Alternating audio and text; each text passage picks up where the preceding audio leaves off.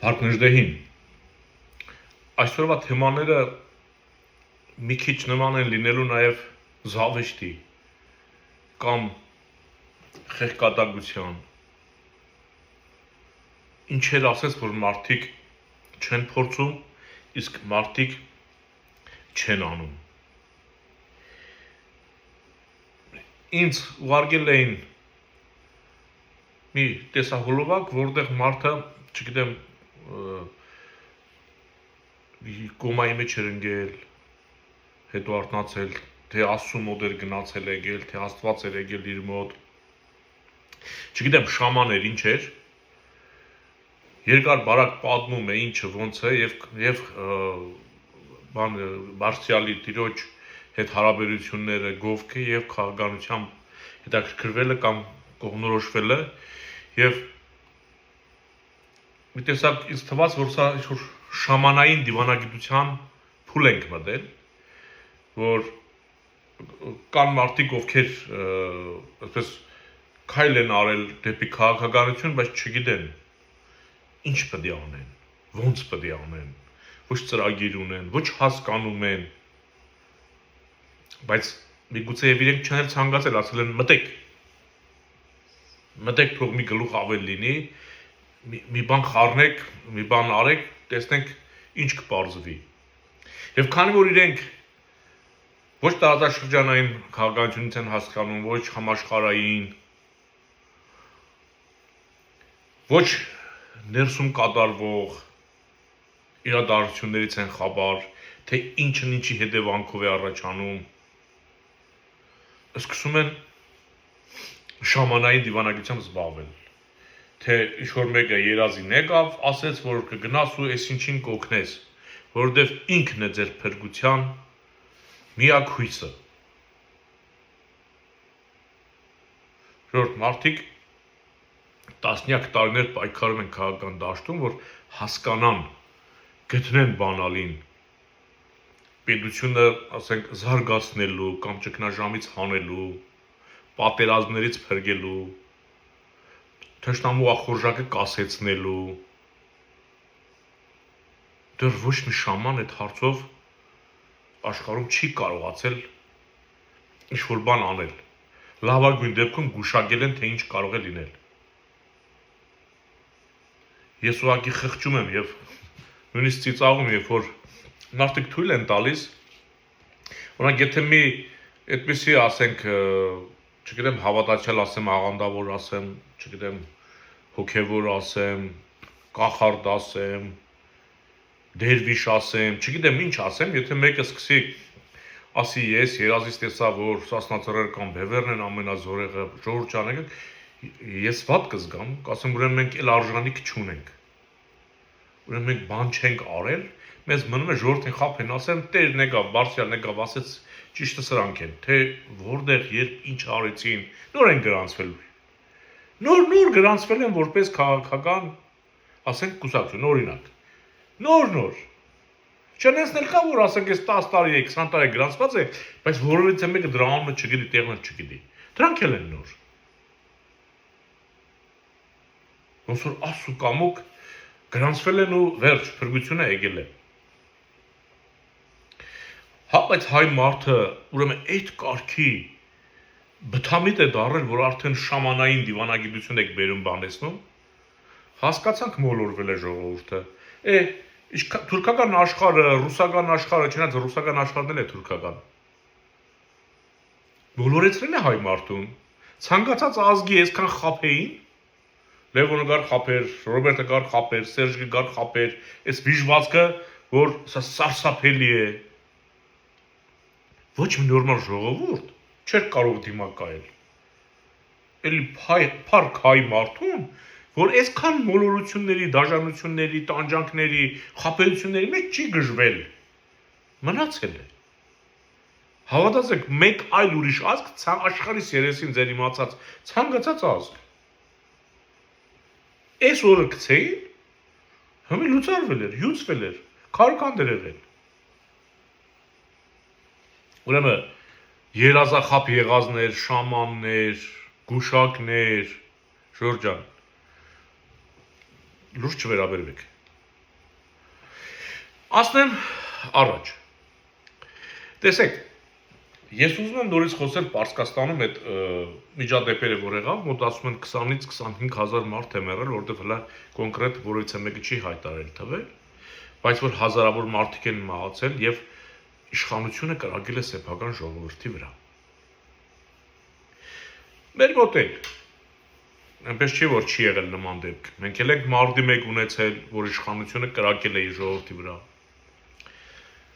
Սարիթաղի դեպք ենք ունեցել Սասնա ծրիապստամության ժամանակ, որ իշխանությունը նռնակ է նետել ժողովրդի վրա։ Այս սրբազան շարժման ժամանակ մայիս ամսի նորից նռնակ նետեցին ժողովրդի վրա, այսինքն թե Ռոբերտը, թե Սերժիկը, թե Նիկոլը ժողովրդի վրա զենք է բարձրացրել։ Բայց ես ուզում եմ կապը գտնեմ։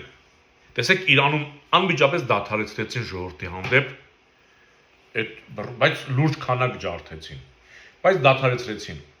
որովհետև հասկացան իրենք մենակ են մնացել,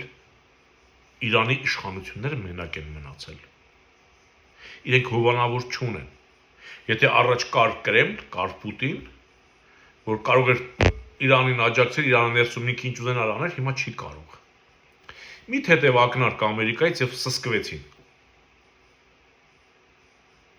Եթե մարտի 1-ի դեպքերի ժամանակ, եթե Ռուսաստանը այստեղից խեղճ լիներ, հավատացեք մարտի 1 չէր լինի, որովհետև իրենք եթե չունենային Պուտինի հովանավորությունը, ասենք Քոչարյանները, մարտի 1 չէին անի։ Հասկանում եք։ Եթե Սերժիկ Սարգսյանը Սարիթաղի դեպքերը, երբ Սասնաձորերն ապստամբեցին, եթե Պուտինի աջակցությունը չլիներ, Սարիթաղի ջարդեր չէր անի։ Նիկոլն էլ, եթե Պուտինի աջակցությունը չլիներ, այս մայիսյան շարժումը, որը սկսվեց, սրբազան շարժումը, նռնակ չէր նետի։ Որքան ամոթ է, չէ։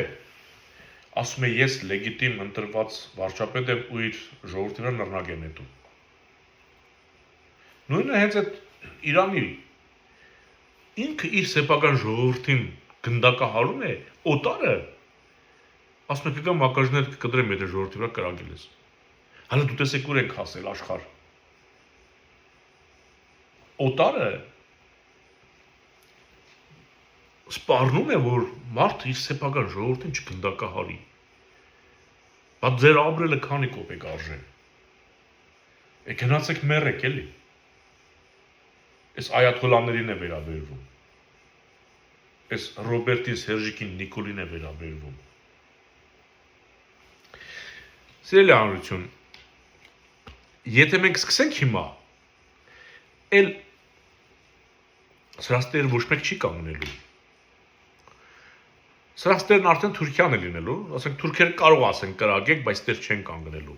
Սրանք էլ լավ գիտեն, որ թուրքերը չեն կարող իրենց տեր կանգնել, որովհետև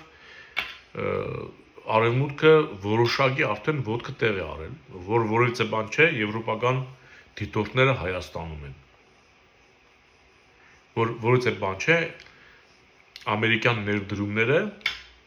արդեն սկսելու են աշխատել։ Այդ մարդիկ իրենց ունեցվածքը պահելու են, չէ։ Իսկ Պուտինը ի վիճակի չի այսօր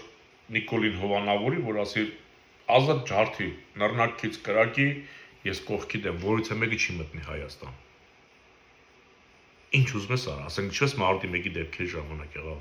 կամ հենց Սարիթաղի դեպքը։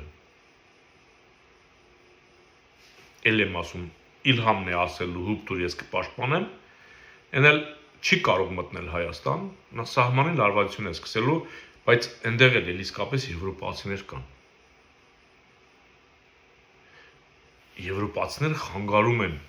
որպեսզի Իլհամը ընտրություններից առաջ սահմանին, եթե զգա, որ չի կարողանում Նիկոլին անցկացնել, ասենք լարվածություն եթե սկսի, եվրոդիտորդները կտեսնեն եվրոդիտորդները, այսինքն խանգարում են եվրոդիտորդները, որ ինքը վախի մթնոլորտ ստեղծի, ասենք պատերազմ սկսի, որ ժողովուրդները ասեն դե լավ, Նիկոլին հանգիստ թողենք, գնանք Ալիևի հարցերով զբաղվենք։ Սա շատ կարևոր է։ Սա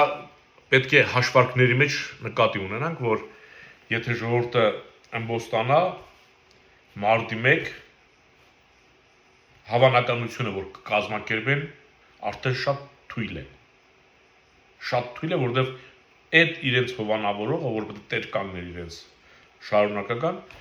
նա սկիրել չի կարողանում տեր կանգնել։ Ուստի բանը շուտով բանից պետք է անցնի, որովհետև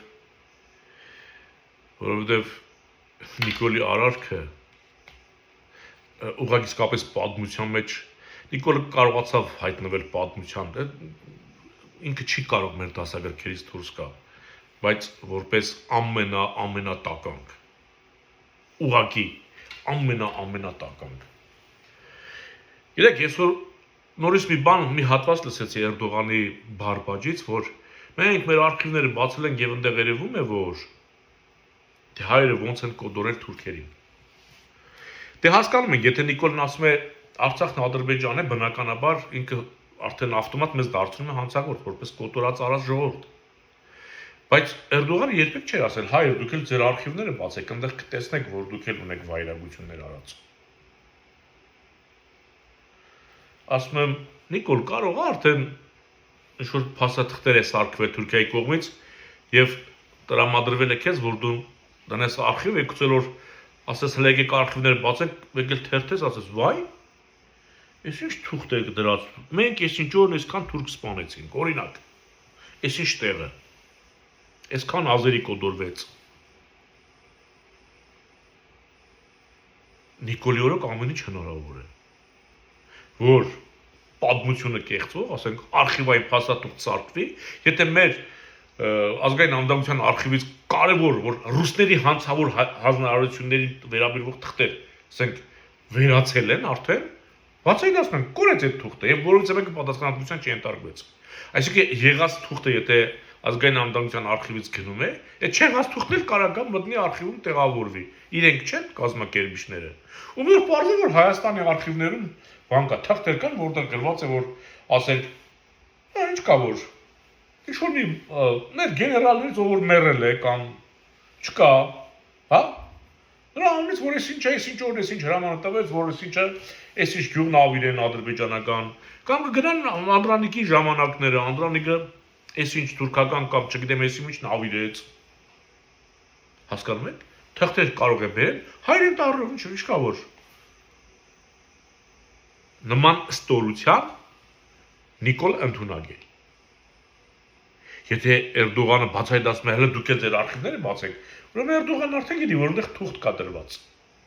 Իսկ այդ թուղթը պետք է գնար Էրդողանի մոտից կամ Ալիևի մոտից, որի հստակ գիտի։ Էրդողանի նման վստահ խոսողը ինքը երբեք չի ասել ձեր արխիվները բացեք։ Եթե հիմա ասում է բացեք, ուրեմն ինքը արդեն այնտեղ թուղթ է տեղադրել, որովհետև այնտեղ Նիկոլ ունի։ Ենթադրում եմ։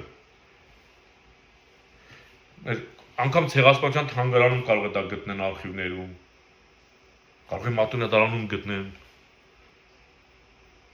հասկանում եք, չէ՞, ազգային անվտանգության արխիվներում գտնեն։ Նիկոլը մեզ վարկաբեկելու, ցեղասպան սարքելու համար, ընդհանրապես ցեղասպաններն այսպեսին են, իրենք մորթում են ժողովուրդներին ու ստիպում են այդ ժողովրդին, ում որ մորթել են, որ իրենք վերցնեն իրենց ուսերին բեռ, որ այդ դուք եք մեզ մորթել։ Պատկերացնում եք, նման երևույթ է տեղ ունենում։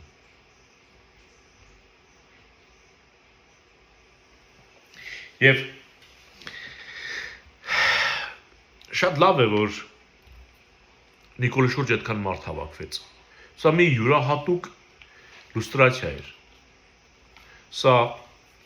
գիտեք ինչ էր, որ այն բոլոր դավաճանները հավաքվել են միտեղ։ Նիկոլի նախիրը ավելի շուտ ինչ նախիր, դրանք խոշոր եղջերավոր չեն, դրանք ոչխարներ են։ Հոտը, ավելի շուտ թուրքերը սուրու են ասում։ Ռեջեփ Թայիփ Էրդողանի սուրուն, այդ քպականներն են։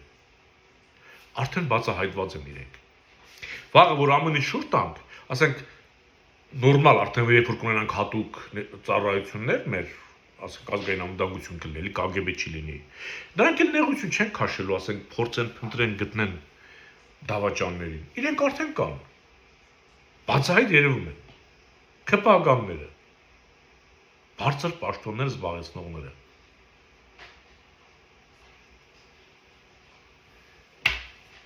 Ռեջեպի սուրուն բացահայտ է արդեն, այդ ոչխարի հոտը։ ձեր դատաստանը չի ուշանալու։ Էրդողանը ձեզ համ բռնաբարում է, դուք պատկերացնում եք այն բագամոլ կենտանին, որ կա, համ բռնաբարում է, վերջում էլ ուտում է։ Ալիևն էլ Էրդողանն էլ, ՔՊ, ձեզ բռնաբարելով ուտում են, խժռում են, ոչնչացնում են։ Ձեզ այն օրն են գցել, որ ժողովուրդը ձեզ չի ներելու։ Նիկոլի դեմքին նայում ես, զգում ես, որ արդեն դեմքի մի կեսն արդեն փախած է։ Ինքը լավ գիտի իրենց հետ ինչ է լինելու։ Դատաստանը մոտենում է։ Համախմբված եղեք ժողովուրդ։ Մնաք խաղաղությամբ։